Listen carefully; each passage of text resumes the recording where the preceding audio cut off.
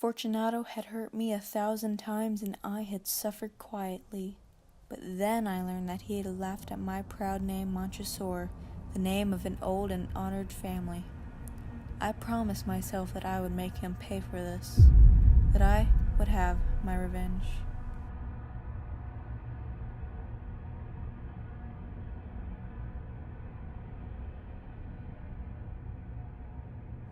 Fortunato, how are you? Montresor, good evening, my friend. My dear Fortunato, I was just thinking of you. I bought a full cask of wine, so tell me the Amontillado, but... Amontillado, quite impossible. Yes, it does seem impossible. As I cannot find you, I was just going to go talk to Lucrezi.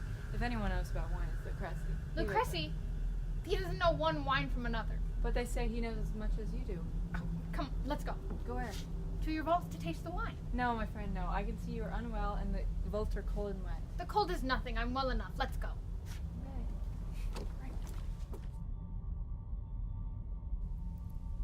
I gave Fortunato no cause to doubt me.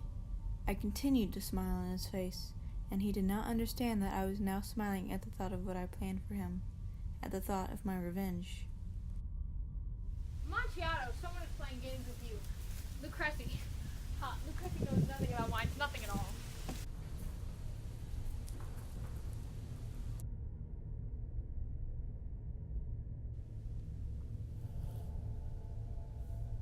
We hurried to my great stone palace, where my family, the Montresors, had lived for centuries.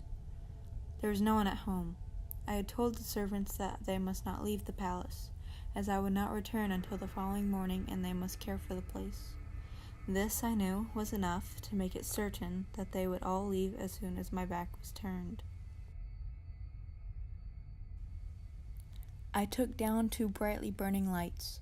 I gave one of these to Fortunato and led him to a wide doorway. There we could see the steps going down into the darkness. Asking him to be careful as he followed, I went down before him, down under the ground, deep under the old walls of my palace. We came finally to the bottom of the steps and stood there a moment together. The earth which formed the floor was cold and hard. We were entering the last resting place of the dead of the Montresor family. Here, too, we kept our finest wines, here in the cool, dark, still air under the ground. Here, Fortunato, drink some of this fine medic. It will help us keep warm. Thank you, my friend. I drink to the dead who lie sleeping around us. And I, to your long life. Ah, very fine wine indeed, but the Amontillado? It is farther on. Come. We went on, deeper and deeper into the earth. Finally, we arrived at a vault in which the air was so old and heavy that our lights almost died. Against 3 of the walls there were piles of bones higher than our heads. From the 4th wall someone had pulled down all the bones, and they were spread all around us on the ground. In the middle of the wall was an opening in another vault, if I can call it that.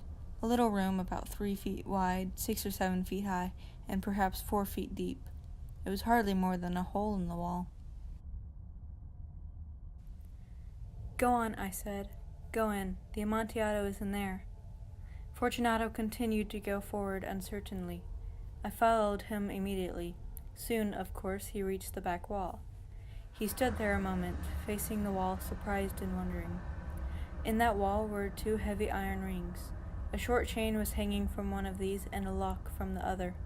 Before Fortunato could guess what was happening, I closed the lock and chained him tightly to the wall. I stepped back. "Fortunato," I said, "put your hand against the wall. You must feel how the water runs over it. Once more I ask you, please. Will you not go back? No? If not, then I must leave you. But first, I must do everything I can for you." But the Amontillado? Ah, yes, indeed, the Amontillado. As I spoke these words, I began to search among the bones. Throwing them to one side, I found the stones which earlier I had taken down from the wall. Quickly I began to build the wall again, covering the hole where Fortunato stood trembling.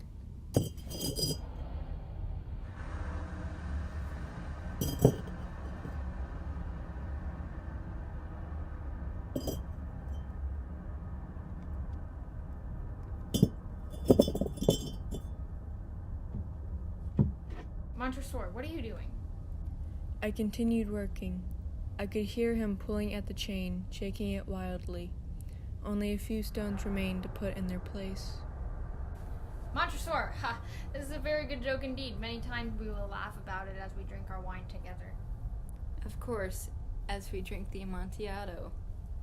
But is it not late? Shouldn't we be going back now? They will be expecting us. Let us go. Yes, let us go. Montresor, for the love of God.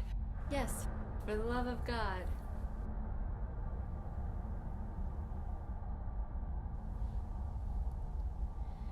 I hurried to force the last stone into its position, and I put the old bones again in a pile against the wall.